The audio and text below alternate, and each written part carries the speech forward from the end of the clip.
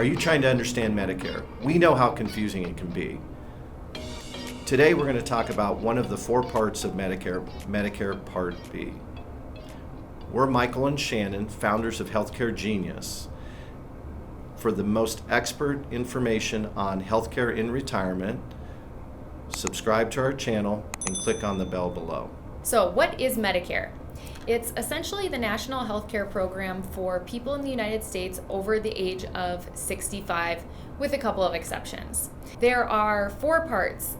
There are parts A and B, which together make up what we call original Medicare. There's Part C, or Medicare Advantage plans, and then there's Part D, which covers prescription drugs. And today, we want to talk to you about Part B, which is basically your medical insurance. So it covers different doctor visits and different medical equipment, medical services that you might need if you have some kind of medical condition. Thank you, Shannon. So, Part B, this is the doctor side of things. So in one of our other videos, we talked about Part A, which is the hospital side. Now we're going to talk about the doctors and some other services that are covered. First thing a lot of people will talk about is wellness. How is wellness covered under Medicare Part B? When the Affordable Care Act got passed for people under age 65, there was this complete guideline as far as what wellness visits were, and there's a lot of things on that. It's a little bit different under Medicare. So if you're coming off of a group health insurance plan and you're used to having everything covered by your health insurance for wellness exams, it's going to change with Medicare. There's going to be some things like testing and labs that will be covered. And in most cases they're covered, but they're not always covered. Sometimes they require you to have an underlying illness before Medicare will cover that.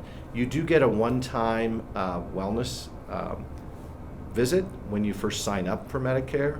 And then after that, it tends to be based on need, what's going to be covered.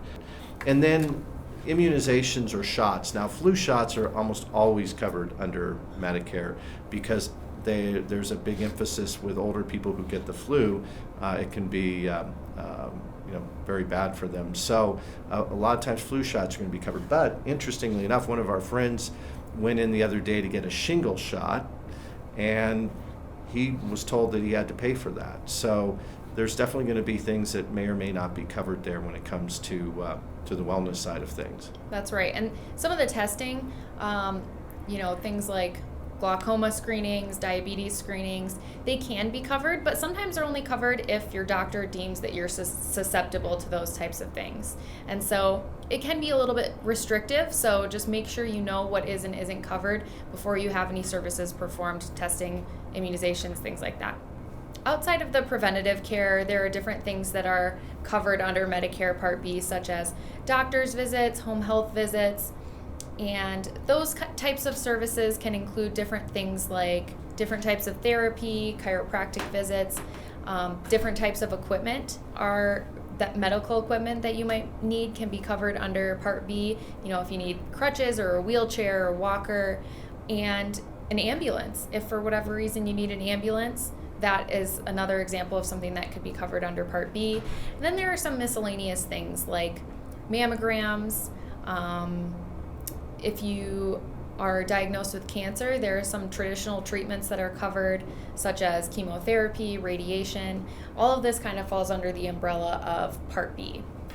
And interesting, Shannon, and we won't go into a lot of detail, but when you're talking about original Medicare, obviously these are the coverages that we're going through. But if you have a Medicare Advantage plan that will replace basically original Medicare, then all of these things may be different. Some of the companies cover things differently. So when we're talking about this, we're really talking about original Medicare. Yeah, that's right. And speaking of a Medicare Advantage plan, let's jump into some of the things that aren't covered. Great point. Dental. A lot of times people think dental is covered under Medicare, and it's not. So those really expensive things that happen to you as you get older, I know that, where you have a crown break or you have a tooth fall out or you have certain things happen and you need an implant, those are not covered. So, the average implant I think is probably $4,000 or $5,000. If you had to have a couple of them, that adds up quick. Vision services. A lot of times people think vision is covered. unless it's medically necessary. Yes, cataracts a lot of times are covered under that, but if you just need glasses or contacts, then those are things you're going to have to pay for out of pocket if you don't have insurance. So another thing to remember. And then probably one of the more expensive things, and I just went through this with my mother literally 2 weeks ago, are hearing aids. Hearing aids are expensive. And what I didn't realize is that you have to replace the batteries every 4 days. My mother was just telling me that. And the other thing, it was really tough for her because she took the thing out to take the battery off, and now she can't figure out how to put it back on. But yeah, they're expensive though. I mean, weren't hers like $6,000? They were. Yeah. And the thing that I learned also on that is that the price depends really on how much that hearing aid basically filters out background noise and how you can understand language. So having a good hearing aid can be really important to somebody as they get older to be able to understand what their children or grandchildren or people are saying to them. Yeah, that's right. I can't tell you how many people that we talk to that don't understand that these things are not covered, these everyday things that you would assume would be part of your standard medical plan. And so, yeah, it's something that we see every day, unfortunately. Let us know what you think in the comments below. If you have had a similar experience where you or a family member has found out that something wasn't covered, tell us about it. Yeah, Shannon, and I did want to add one other thing, are prescription drugs. So those are not going to be covered under Part B. We'll explain that later in Part D. Now comes the big question, how much is it going to cost me? Shannon, it's not free? Contrary to popular belief, Medicare is not free. And particularly Part B is not free, and it can even be really expensive. So the first part of the cost that we want to tell you about is the premium. Unless you're eligible for some type of aid, which most of us are not, there is a monthly premium that you have to pay to have Part B. Now, that premium starts at about $135 a month, but it's actually connected to your income. So think of it like taxes. If you make more money, you will pay more for Medicare Part B. So if you have been successful, if you've done a good job of planning and you have a higher income, that highest bracket pays almost $450 per month in premiums for Medicare Part B, and that number is only going up. Now, most people will talk to us about this. A lot of people don't realize till it's too late that they have to pay more for Part B, but they wonder, why didn't I know about this? Why wasn't anybody talking about it? And 2007 is actually when this all started. So unfortunately, it's just one of those things that many people don't realize until it's too late. But even since 2007, those premiums have increased significantly. So if you're somebody that thinks you might make more than $85,000 per year by the time you retire, you should really start planning for just the premiums alone. Now, in addition to premium, there are also costs that are associated with Medicare Part B. Deductibles are a great example. The deductible is fairly low. It's $185, but it's still, one of those things that people don't really take into consideration when they think about original Medicare. Yeah, and Shannon, one of our clients actually coined the Medicare premium, Part B premiums as felt like it was a punch in the gut. Yeah, that's right. And what people also, a lot of times I think why people don't think about it is it comes right out of your Social Security check.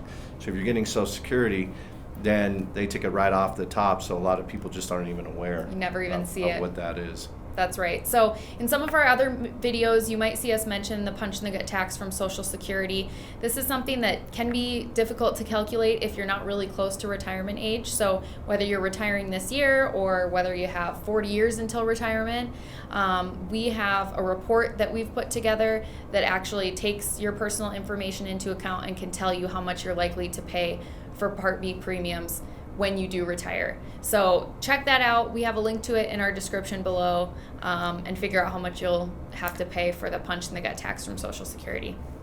How do I know when I'm eligible for Medicare? Well, first of all, you have to be a U.S. citizen and be age 65. Now, there are a couple of exceptions to that. If you have certain illnesses like Lou Gehrig's disease or ALS, or end-stage renal disease, then you can oftentimes qualify prior to turning 65. If you're on Social Security disability, then you may also be able to qualify for Medicare prior to 65. But those are traditionally the ways that you become eligible for coverage. Now, you don't necessarily have to sign up at 65 if you work for a large employer that's more than 20 employees. You can keep your existing group health insurance unless you start taking Social Security benefits. And if you do that, then you at least have to sign up for Part A. But we'll talk about that in some of our later videos. Another question that comes up is, how do you sign up? So, are you eligible? How do you sign up? Well, 3 basic ways that we see people sign up. One is to go to the Social Security website and log in and get signed up there. The second way is for you to call an 800 number that's put out by Social Security, and you can sign up over the phone. And then a third way is just to go into your local Social Security office. For a lot of people, that's the most convenient, easiest way to do it. Sometimes you have to wait in a line. But those are really the ways that you sign up for Part A and B. You do have to sign up for Part A and B before you can sign up for a Medicare Advantage or a Medicare Supplement or Medigap plan. So just be aware of that's kind of the first step. But we'll talk about those plans later. Whether you're ready to enroll in Medicare today or you want to start planning for when you do need it, we're here to help. All of our clients, by the time they're ready to sign up for Medicare, they know their options and they're educated so they can make the best decisions for themselves. To become a client, feel free to click the link below in our description and make sure you like our videos and subscribe to our channel. Click the notification bell to be notified when we come with new content.